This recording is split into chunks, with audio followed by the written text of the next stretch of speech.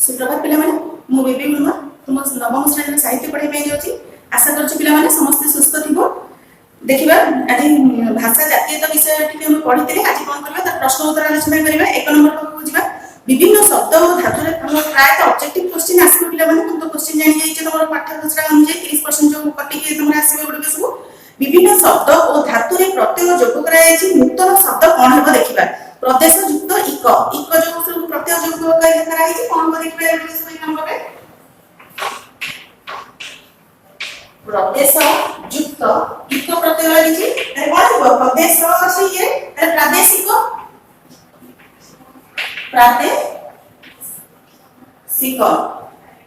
तर एटा हला वेद युक्त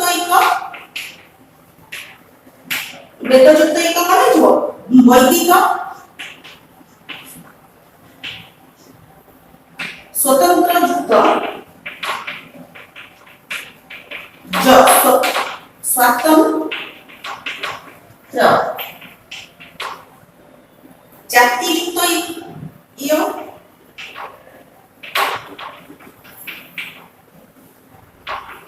जातीय देखिकार अछि जा तियो दुई नंबर दिए छै पिला में भ्रम संशोधन करके देखिबा जाता यात दिए रे जो गुडी सब भूल अछि ताको ये करके लिखबा किंतु जाता यातटा ठीक अछि पिला साहस जोटा केवल साहस कार्योपलब्धि जोटा दिए छै कार्य लेख तापर जोटा दिए छै शासनाधीन से ठीक अछि शासनाधीन। 3 नंबर टी वाक्य गठन दै छै पिला माने वाक्य गठन टी मु कहै छी सबले निजे करियो स्वतंत्र भाबे गोटे गोटे मु कहूची तमे जोडा तमे जदी ताको लेखिया पई चाहिबो लेखिबो नचेत निजे निजे मन मध्य करिवो।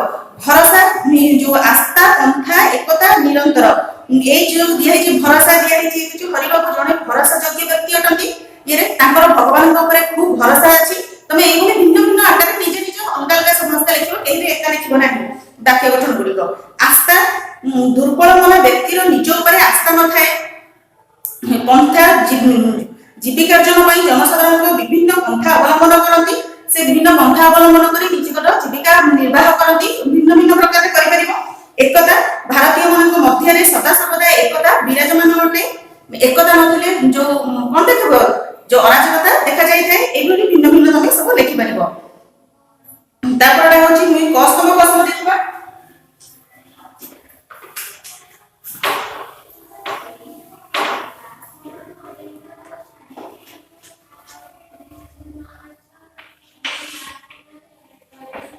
कुमारिका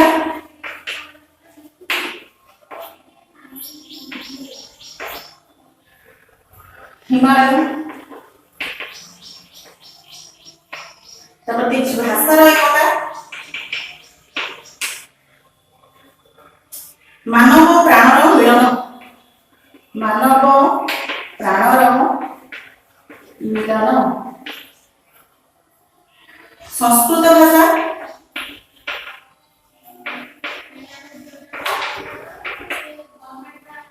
सुंदर सुदृढ़ एकता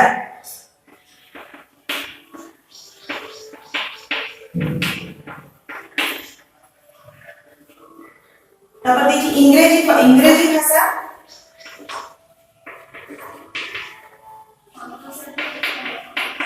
युक्तराष्ट्र राज्य भाषा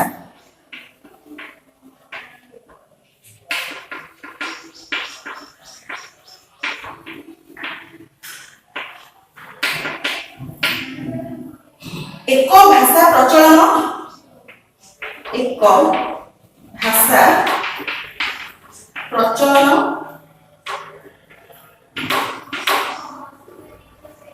एटा जातीयता भाव जागृत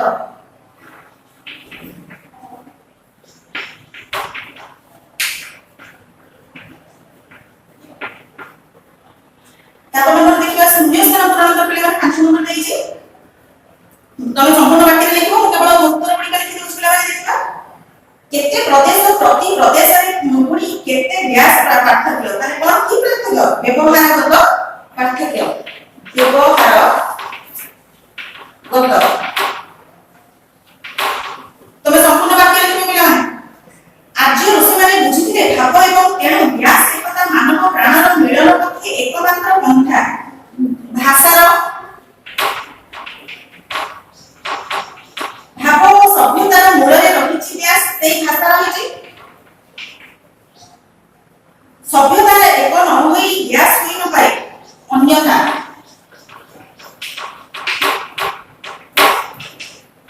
ଯୁକ୍ତରାଷ୍ଟ୍ରର ରାଜ୍ୟ ଭାଷା ବ୍ୟାସ ଅଟେ ଇଂରାଜୀ। ବର୍ତ୍ତମାନ ଆମେ କଷ୍ଟମ କଷ୍ଟମରେ କଲେ ପିଲାମାନେ 6 ନମ୍ବର ପ୍ରକାଶ ଦେଖିବା। ପ୍ରଶ୍ନ ଉତ୍ତର କେତେ ଦିଆ ହେଇଛି ସର୍ଟ କ୍ୱେଶ୍ଚନ ଯୋଉଗୁଡ଼ିକ ତମର ପଢି ପାରିବ। ମୁଁ ଆଲୋଚନା କରୁଛି, ତମେ ସେଗୁଡ଼ିକ ସବୁ ପୁସ୍ତକରୁ ମଧ୍ୟ ବାହାର କରିକି ଲେଖି ପାରିବ। ତଥାପି ମୁଁ କହୁଛି ମନ ଦେଇ ଶୁଣିବା। ଆଜି ସମସ୍ତେ ଯେଉଁଥିପାଇଁ ବ୍ୟାକୁଳ, ଆଜି ସମସ୍ତେ ଭାରତୀୟ କଣ କୋଉଥିପାଇଁ ବ୍ୟାକୁଳ? ଯୋଉ ଭାରତୀୟ ଜାତୀୟତା ପାଇଁ ବ୍ୟାକୁଳ ଅଟନ୍ତି। ଜାତିର ସମସ୍ୟା ଭାରତରେ ଆଜି କାହିଁକି ଗୁରୁତର? ଭାରତରେ ଅଛି ଅନେକ ପ୍ରଦେଶ, ପ୍ରତି ପ୍ରଦେଶର ରହିଛି ବ୍ୟବହାରଗତ ସବୁ ପାର୍ଥକ୍ୟ ଓ ସେଥିରେ ପୁଣି ଯୋଉ ଅସଂଖ୍ୟ ଧରଣର ଶ୍ରେୟ ସ୍ୱାର୍ଥର କଣ ଅଛି ବିବାଦ ଅଛି। ତେଣୁ ଭାରତରେ ଆଜି ଜାତୀୟ ସମସ୍ୟାର ଯୋଉ ସମସ୍ୟାର ଗୁରୁତର ଅଟେ। ଆର୍ଯ୍ୟ ଋଷିମାନେ କଣ ଭାବିଥିଲେ? ଆର୍ଯ୍ୟ ଋଷିମାନେ ବୁଝିଥିଲେ ଭାବ ଓ ଭାଷାର ଏକତା ମାନବ ପ୍ରାଣର ମିଳନ ପକ୍ଷେ ଏକମାତ୍ର ପନ୍ଥା। ପ୍ରାଦେଶିକ ଏକତା ସମ୍ଭବ ହୋଇପାରୁ ନାହିଁ କାହିଁକି? କାର୍ଯ୍ୟୋପଲକ୍ଷେ ହେଉ ବା ଘଟଣା ସୂତ୍ରରେ ହେଉ, ସେ ଯେଉଁ ସ୍ଥାନରେ ବସବାସ କରେ ସେଠାକାର ସାହିତ୍ୟ, ସଭ୍ୟତା, ଭାଷା ଆଦିକୁ ନିଜର ବୋଲି ଭାବିବାକୁ ମଣିଷ କୁଣ୍ଠା ପ୍ରକାଶ କରୁଛି। ତେଣୁ ପ୍ରାଦେଶିକ ଏକତା ସମ୍ଭବପର ହୋଇପାରୁ ନାହିଁ। ଭାବର ଏକତା ଯୋଉ କିପରି ପ୍ରତିଷ୍ଠିତ ହୋଇପାରିବ? ଭାଷା ମାଧ୍ୟମରେ ହିଁ ଭାବର ଏକତା ପ୍ରତିଷ୍ଠିତ ହୋଇପାରିବ। ଭାବ ଓ ସଭ୍ୟତାର ମୂଳରେ କଣ ରହିଛି? ବର୍ତ୍ତମାନ ଆମେ ସର୍ଟକୋଶ୍ଚେନରେ ମଧ୍ୟ ଲେଖିଲେ ଭାବ ଓ ଭାଷାର ମୂଳରେ ଭାଷା ରହିଛି। ତାହେଲେ ସେ ବିଷୟଟାକୁ ଆମେ ଭଲ ଭାବରେ ପଢିଲେ ସର୍ଟକୋଶ୍ଚେନ ମଧ୍ୟ ତମେ ଅବଜେକ୍ଟିଭ ଭଲ ଭାବରେ ବାହାର କରିପାରିବ। ତାପରେ ଦେଖିବା ଭାରତର କୌଣସି ସ୍ଥାନରେ ବି ପୂର୍ବର ସେହି ଅବିମିଶ୍ରଣ ନାହିଁ କାହିଁକି? ଆଜିକାଲି ଭାରତର ଏକ ପ୍ରଦେଶରେ ନାନା ପ୍ରକାରର ଲୋକ ଅଛନ୍ତି, କ୍ରମେ ଆଉ ନୂତନ ସମ୍ପ୍ରଦାୟ ସମାଜର ଲୋକ ଯୋଉ ମିଶୁଛନ୍ତି। ତେଣୁ କୌଣସି ସ୍ଥାନରେ ଯୋଉ ପୂର୍ବର ଅବିମିଶ୍ରଣ ନାହିଁ। ନାନାବିଧ ଲୋକମାନଙ୍କର ମଧ୍ୟରେ ଏକତାତ୍ମକ ରକ୍ଷା କରିବାକୁ ହେଲେ କଣ କରିବାକୁ ହେବ?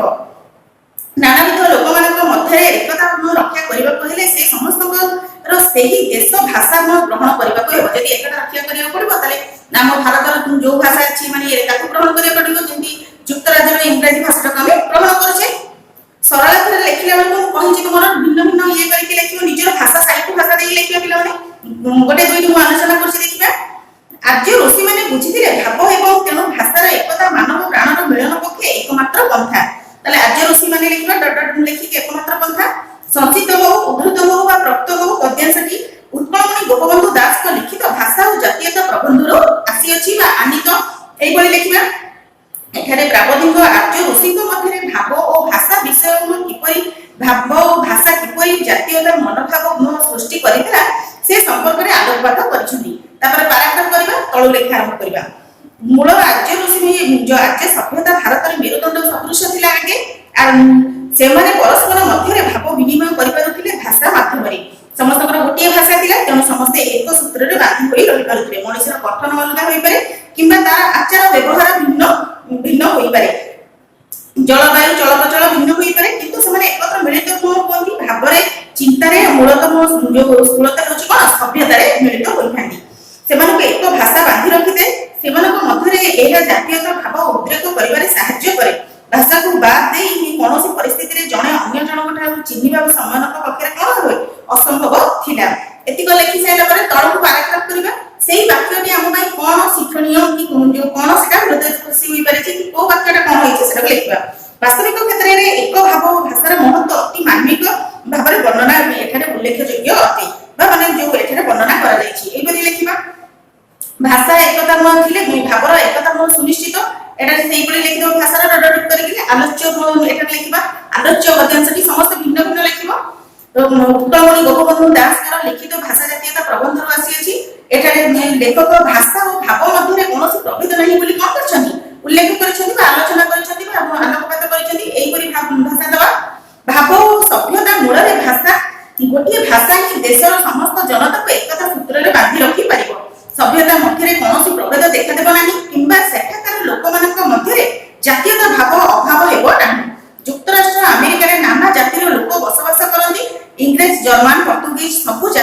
अछंती। प्रत्येक प्रदेश रे आईन कानून नीति नियम अलग अटे किंतु समस्त जातिर लोक को इंग्लिश भाषा को बुझिबा जो भाषा को शिखिबा बाध्यतामूलक करा जायतिला। इंग्रेजी भाषा ग्रहण न करिबा जाय सेमानकु युक्तराष्ट्रीय प्रजा अधिकार दिया जाए नाही बा सेटिकार नागरिक बोली आख्या दिया जाए नाही। तेणु सेठाकार लोक माने भितरे जातीयता भावधारा शब्द सर्वदा प्रभावित होउछि। उक्त वर्णनाटी बेस हृदयग्राही होइछि कारण जेहेतु सेमाने सेटाको इंग्लिश भाषाटाको निजर जातीय भाषा करिछथि। नागरिक होई परिबा नाही गोटे इंग्लिश भाषा न शिखिले ताले सेमाने सेटाको ग्रहण करछथि। ताले वर्तमान भी भारत को जो माने आसी भारत गोटे कोनोसी जातीय भाषा जदि ताको ग्रहण न कले से नागरिक होई परिबे नाही। जदि आख्याटा थांता ताले जो बाहर देश जो आसुनी को निश्चित रूप से हमर जो राष्ट्रभाषा अछि हिंदी टाको ग्रहण करिवे शिखिबे। एही किंतु वर्तमान हम भारत को जो माने आसुनी से कोन करछ निज निज भाषा जे बंगाली शिखि सीधा सेही चल प्रचल होछि से चाहूछि जे मो भाषा टाको अलग अलग जो शिखि जानतो सेटा को प्रचार हो बा रसना हो एगुडी को सब एही नानाविध लोकक मध्य एकता रक्षा करबा कहिले से समस्तଙ୍କର सेही देश भाषा ग्रहण करबा उचित। सेही परि लेखबा एही नाना जो विधाय करी प्रोक्त पद्यांशटी प्राबंधिक गोपबंधु दासकर लिखित भाषा जातीयता प्रबंध आसी अछि। भाषा किपरि गोटे देशर लोकक मध्य एकताबद्ध संचार करिबारे से विषय लेखक महाशय आलोचना करछथि। सांप्रतिक परिस्थिति रे भारत रे गोटे प्रदेश रे विभिन्न धरणर लोक बसवास करନ୍ତି। धीरे धीरे सेमानक सहित नूतन संप्रदायर लोक मध्य आसी मिसुछନ୍ତି। कोनोसी स्थान रे अतीतर विशुद्धता हो नाही। एही विभिन्न धरणर लोकक मध्य एकता भाव तथा जातीयता भाव धारा सृष्टि पे समस्त सेही अंचलर भाषा ग्रहण करिबा श्रेयस्कर। एक भाषा व्यवहार कले सेमानकर भावना चेतना रे जो समानता आसी परिबो। से राज्यर प्रथा परंपरा संस्कृति आदि को सेमाने निजर करि नेबे। से राज्य ओ ताहार अतीत ओ भविष्यत से समस्त विश्वास और श्रद्धा देखा देबो। सर्वोपरि एक भाषा प्रचलित स्थान मानकर एक शासन नियम में रसिले एक जो ए उद्देश्य सहजरे पूर्ण होई परिबो।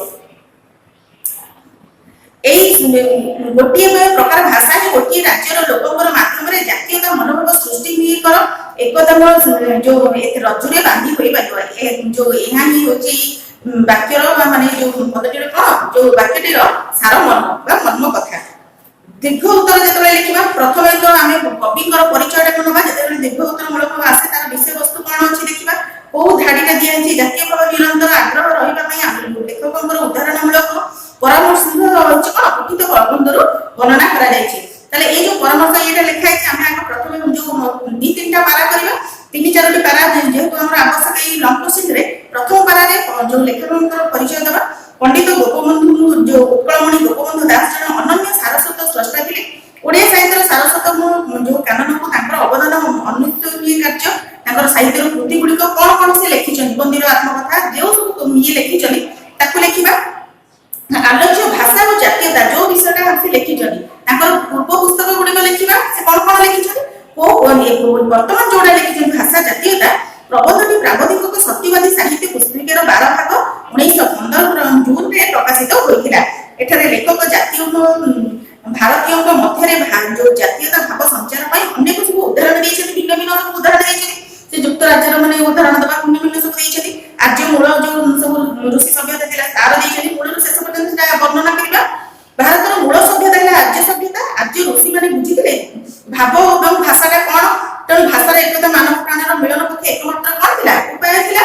तेणु जो एकता मानव प्राणर मिलन पक्षे एकमात्र उपाय थिला। मनुष्यर शारीरिक गठन हो चालीचलन बसति स्थापन रे भिन्नता होई पारे तेबे तार अन्य मानक सहित संपर्क केउठारे भावरे चिंतारे स्थूलत सभ्यतारे अछि।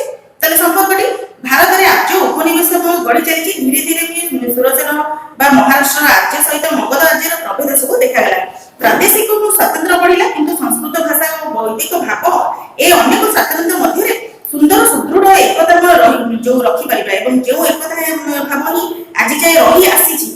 द्राविड सहित आर्य मानकर संघर्ष हैला। सेमानक क्रमे आर्य भाषा आर्य भाव सर्वोपरि आर्य सभ्यता सब ग्रहण करे।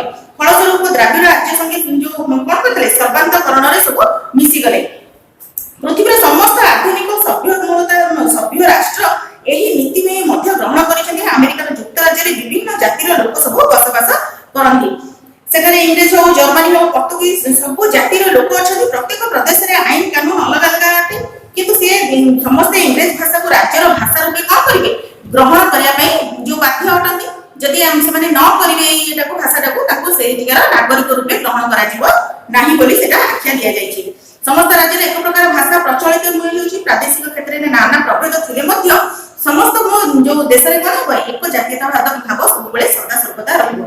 जेतबे भाषा एक रहइबो सेमान को मन रे कोनोसी प्रतिबंधक नाही। एति गले सेरा पर कोन पैराग्राफ कोटे करबा एक भाषा के समस्त को एकता रज्जु रे बांधी रखि परिबो समस्त को जातीयता रे अभिमंत्रित करि परिबो। एथिरे कोनोसी द्विमत हेबार नाही कारण गोटे भाषा जदि हमर हबो ताले भाबर माने आदान प्रदान भी ठीक हेइ परिबो ताले हमर कोनोसी माने कोन हेबा नाही आमे समस्त एकता रज्जु रे बांधी होई परिबो। एथिरे कोनोसी द्विमत बा कोनोसी विधा मध्य नाही। एस्टा लिखिया पिला माने क्वेश्चन आंसर तो ठीक टॉली सब एबे सब सात क्वेश्चन करबा ता छोडा मध्य तमे ऑब्जेक्टिव तमरो प्राय पढिबो पिला माने सेगुडी सब मध्य क्वेश्चन लिखिबो उत्तर लिखि मु आदि दिन करथि भाषा रे विषय ताले एगुडी सब पढि के एगुडी को प्रश्न उत्तर ब्लॉग क्वेश्चन करियो से सब क्वेश्चन मध्य किछ एक्स्ट्रा करबो। भाषा ओ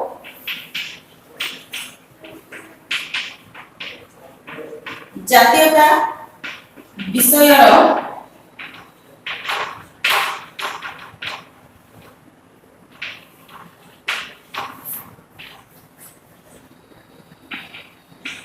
प्रश्नोत्तर करिवो ओ मने रखिवो। जो पाठ को करछ पिला माने सेही पाठटा को सब बेले सेही पाठ को करि सेला पर घोसी की मन रखिबा सेही दिन रो कार्य करिबा निजर ओडी टाइम टेबल प्रस्तुत कर देबो एटा को घोसी के एगो सब मन रखिबा। रोज पिला माने नेक्स्ट क्लास रे देखा हबा।